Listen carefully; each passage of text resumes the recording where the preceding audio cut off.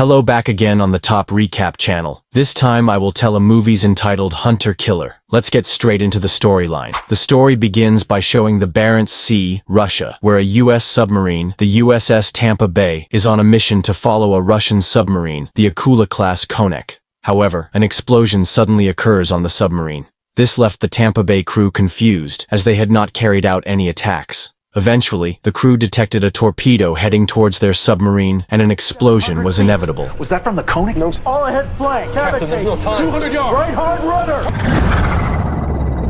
Terminal homing. 2 hours later, at the Pentagon's National Military Command Center, Rear Admiral John Fisk realized they had lost signal with the submarine USS Tampa Bay. Admiral Fisk immediately reported to his superior, Admiral Charles Donegan. They planned to deploy a rescue submarine, the USS Arkansas, but since the submarine USS Arkansas had no captain, Fisk suggested recruiting an experienced captain named Joe Glass. There's classified systems on that boat. And 110 men, sir. Joe Glass. Without thinking, they sent a helicopter to Joe Glass, who was hunting in the Lockerbie Mountains, Scotland. Glass. Once picked up, Joe arrived at the docks to prepare submarine USS Arkansas. He then entered the ship and gathered his crew, who were visibly upset that they were currently on holiday. However, Joe explained that the submarine USS Tampa Bay had suddenly lost signal with a crew of 110, and their friends might be there too. Therefore, Joe asked his crew members to cooperate and obey his orders. Idle training exercise. Your brothers on Tampa Bay are missing in Russian waters. On the other hand, Jane Norquist, a U.S. intelligence officer, informed Fisk that the Russian president, Nikolai Zakharin, traveled to the Kola Peninsula with his unit just before the explosion of the submarine USS Tampa Bay. It is understood that President Nikolai met with the Russian Minister of Defense, Fleet Admiral Dmitry Durov. Their meeting in the middle of this explosion made Jane think that the explosion was planned.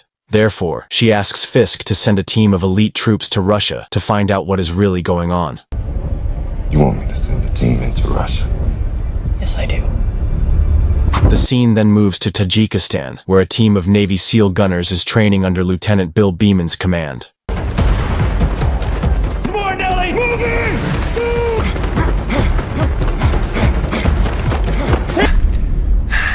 Long story short, after training and returning to camp, Beeman receives an assignment letter from Fisk asking him to spy on the Russian naval base in Polyarny. Without thinking, Lieutenant Beeman asks his team to leave for Russia immediately. Stow all your munitions and training gear. Meanwhile, the submarine Arkansas began diving for the submarine USS Tampa Bay.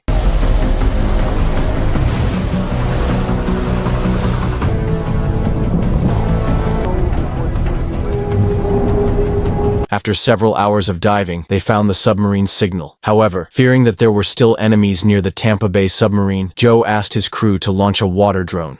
Through the drone, they discovered that the submarine USS Tampa Bay was damaged by a torpedo attack. In that incident, none of the crew survived. Looking at the damage, Joe understood very well that the submarine was attacked using torpedoes. He immediately ordered his crew to prepare in combat mode because it was sure that the attacker was still in their vicinity. Says Tampa Bay sunk by enemy action. Sure enough, the USS Arkansas suddenly detected another ship nearby besides the USS Tampa Bay. They immediately conducted a search and found another Russian Akula submarine, the Volkov, hiding under an iceberg, right above the USS Arkansas. Knowing the American ship's presence, the crew of the Volkov immediately attacked by firing 2 torpedoes. Torpedoes in the water. Luckily, the USS Arkansas quickly released a diverting device, so the torpedoes chased the device and did not hit the submarine. Joe then ordered a counterattack by firing torpedoes at Volkov's submarine. However, the attempt was missed because Volkov's submarine was under a layer of ice, which was difficult to detect. Even so, Joe did not give up. With careful calculation, he directed his crew to re-attack. Finally, the torpedo hit Volkov's submarine, causing it to explode. However, despite successfully destroying the enemy submarine, Volkov's torpedo was still active and was now chasing the USS Arkansas submarine. As a result, Joe ordered them to head towards the USS Tampa Bay at full speed. When they got close, they immediately dived to the side to avoid the torpedo, which eventually hit the USS Tampa Bay. Full rudder, right full rudder, I can. After the incident, the crew of the submarine USS Arkansas received a signal from the submarine Konek and realized that there were still survivors on board. The scene then moves to Polyarny's command center, where Durov is informed that the American submarine USS Arkansas has sunk Volkov's submarine. Durov thought that this was a deliberate attack and could trigger World War III. Therefore, he asked President Zakharin for permission to send a destroyer named Yevchenko. However, President Zakharin did not want to be rash and preferred to contact the U.S. president first. On the other hand, Admiral Fisk received news of an Arkansas submarine engaged in a battle with a Russian submarine. He immediately reported to Admiral Donegan, who decided to direct a group of warships to the Barents Sea area as a preparatory measure, just in case a war broke out there. Move the closest carrier battle group into position. We returned to the Arkansas submarine, where they found the Konek submarine also damaged. However, upon investigation, the damage to the Konek's hull was directed outwards. That means the damage was not caused by an external attack, but by an explosion from inside the submarine.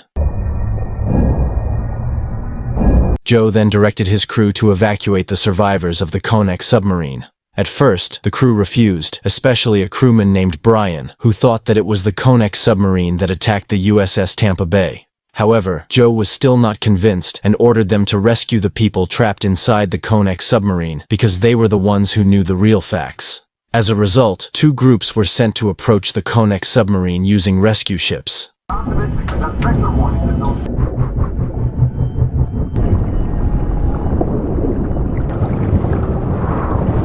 Currents are strong, Cameron.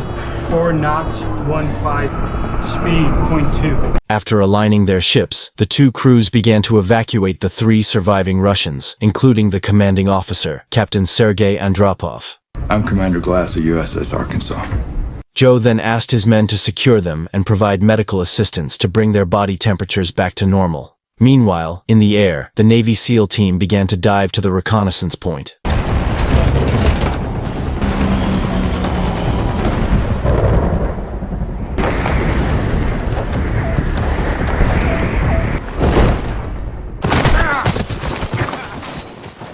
After landing, they prepared all their weapons and began to move towards the Polyarny naval base.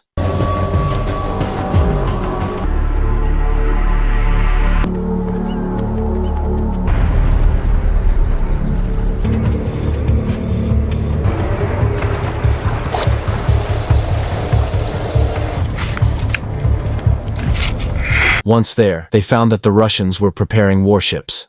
They also used recording devices to broadcast the situation live to the military command center.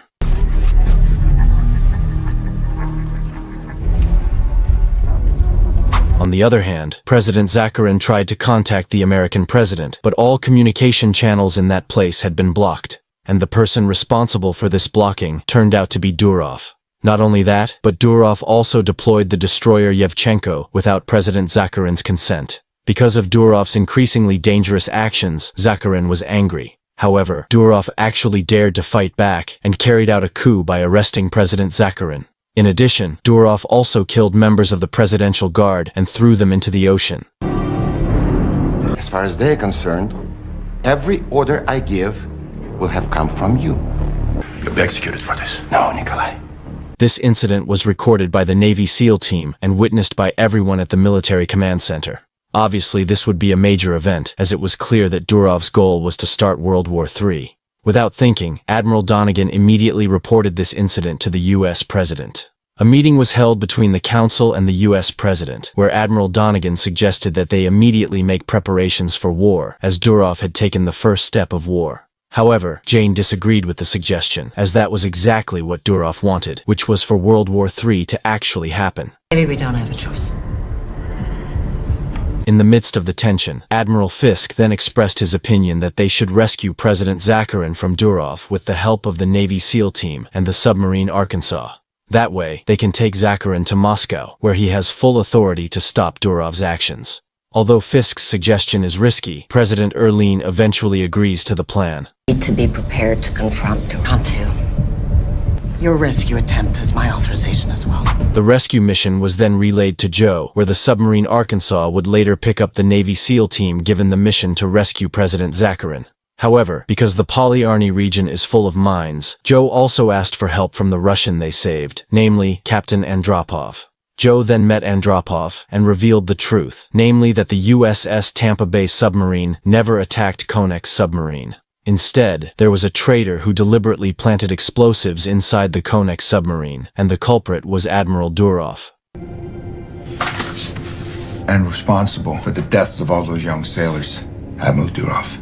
Therefore, Joe asked Andropov for help in directing their ship to Polyarny and rescuing President Zakharin. Trying to rescue your president and maybe put a stop to this. This is about our future. On the other hand, the Navy SEAL team on top of the tower began planning the Russian president's rescue mission. However, at that very moment, Durov's troops on patrol began to be suspicious of the existence of a tall tower near them.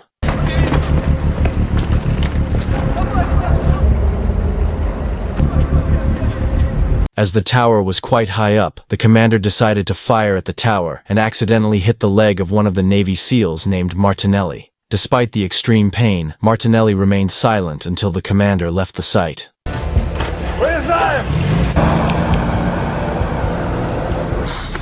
We'll miss the bone, but Better grab the Russian president and take him with us.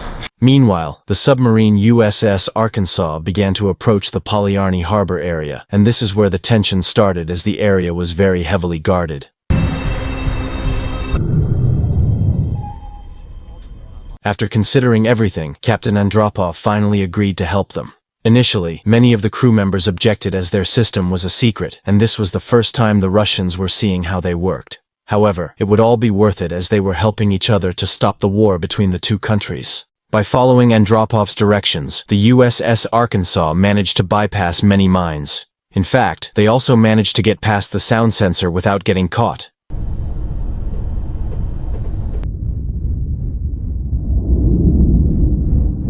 Next, they had to pass an acoustic explosive mine that would detonate if it picked up the sound of a ship's propeller. Fortunately, Andropov memorized a secret path to avoid them.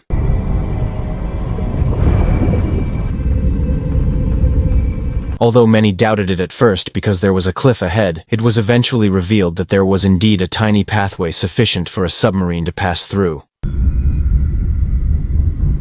There it is. There's an opening.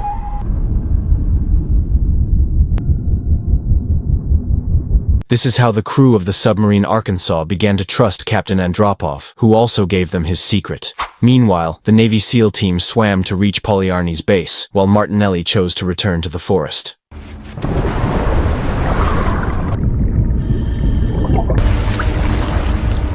As the trio was about to infiltrate, they found one of the surviving members of the Presidential Guard named Oleg. Lieutenant Beeman then revealed that he was on a mission to save President Zakharin. Knowing this, Oleg was finally willing to join them. Long story short, the Navy SEAL team managed to infiltrate the base and kill several guards who were on guard there. After that, they blew up the door to the room where Zakharin was being held.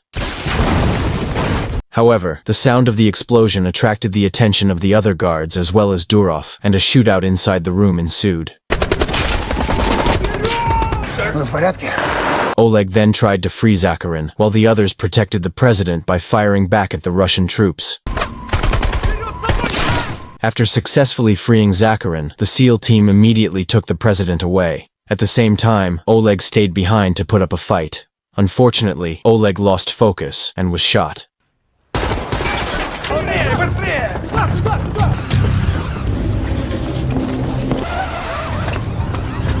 Even so, Oleg managed to throw a grenade that eventually blew himself and several Russian troops up. The explosion also pushed a SEAL named John Stone, who was trying to get off the building until his head hit a rock. Lieutenant Beeman and the others immediately went to the beach. However, they only realized that John Stone was dead. Finally, Beeman and his team member Devin swim to bring President Zakharin to the pickup point. On the other hand, Joe had sent 2 of his crew members to do the pickup, while Beeman and the others were still trying to escape the pursuit of Russian troops.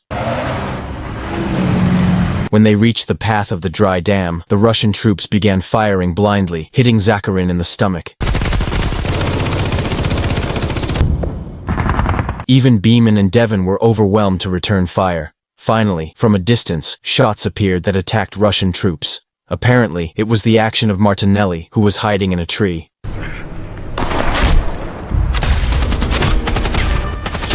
After shooting the enemies one by one, Devon then fired a bazooka and blew up the Russian squad car.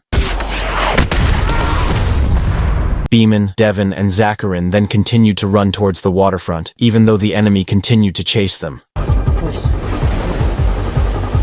Soon, a relief submarine appeared. Beeman immediately took Zakharin to swim to the submarine while Devon continued to fire at the enemy.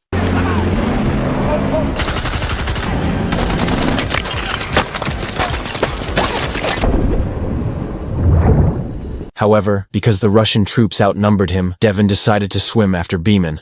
Unfortunately, the Russian troops continued to fire at them until Devon was hit by a bullet and eventually died.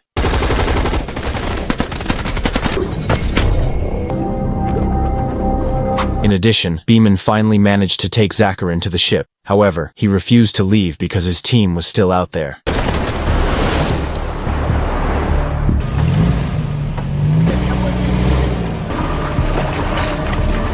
Elsewhere, Durov received news that Zakharin managed to escape with the Americans using a submarine. So, Durov immediately requested that all sea access be closed and ordered the destroyer Yevchenko to sink the USS Arkansas submarine. Pressure's building rapidly.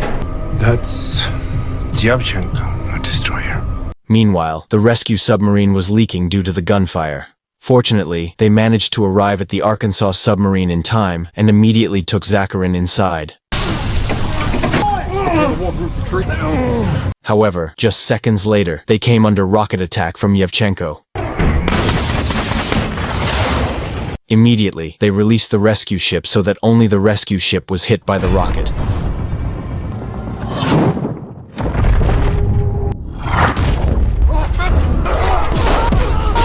However, the attack continued until the Arkansas submarine was severely damaged.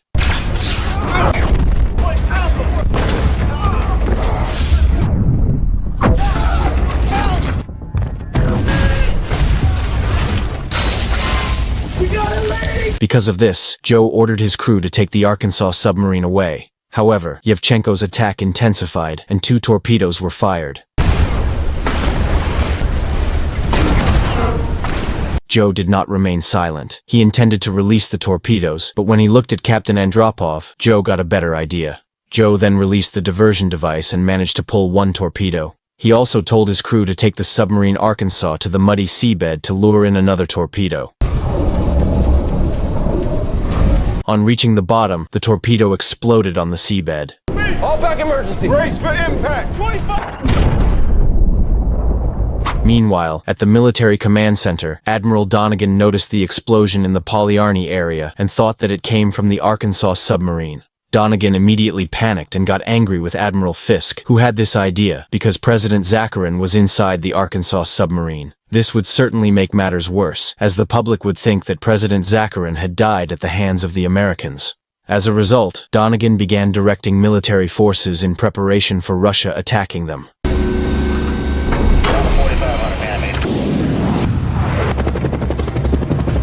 The same goes for Durov, who has prepared dozens of ships to attack.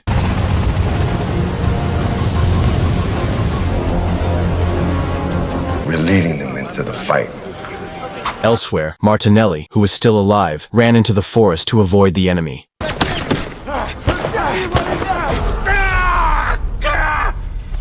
Because he could not run further, Martinelli was finally surrounded by Russian troops. Just before Martinelli was executed, Beeman came to his aid. The exercise.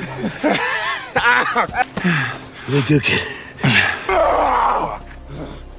On the other hand, the submarine Arkansas managed to survive the torpedo explosion. However, their ship was badly damaged and suffered a leak in the gunroom, causing 2 gun tubes to be damaged. They also found that the Arkansas submarine had been locked as a target. Captain, they've locked on. Remembering that Andropov had been a commander on Yevchenko's ship, Joe immediately contacted Yevchenko's ship, which was now commanded by Captain Vlad Sutrev. Andropov then called out the names of all the crew members of the Yevchenko and said that he was now on the submarine Arkansas. Andropov also asked them not to attack the Arkansas submarine. Hold your fire. However, Captain Vlad still threatened to kill them if they did not shoot at the USS Arkansas. Fire now. Finally, President Zakharin intervened and said that anyone who attacked the Arkansas submarine would be considered a traitor. Hearing this, Vlad then reported to Durov that his crew refused to attack the American submarine. As a result, Durov decided to launch his own attack from the Polyarny base.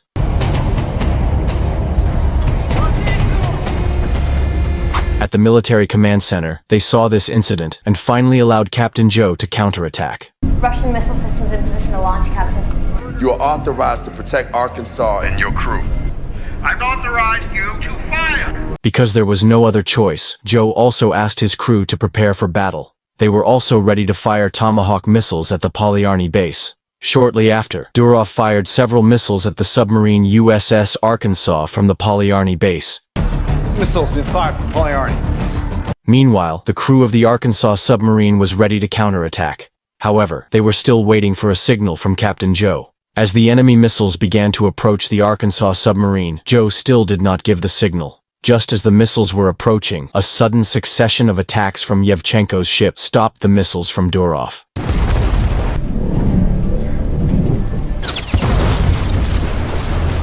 This proved that Yevchenko's crew was still loyal to Captain Andropov. Not only that, Yevchenko also fired missiles at the Polyarny base and killed Durov and his men.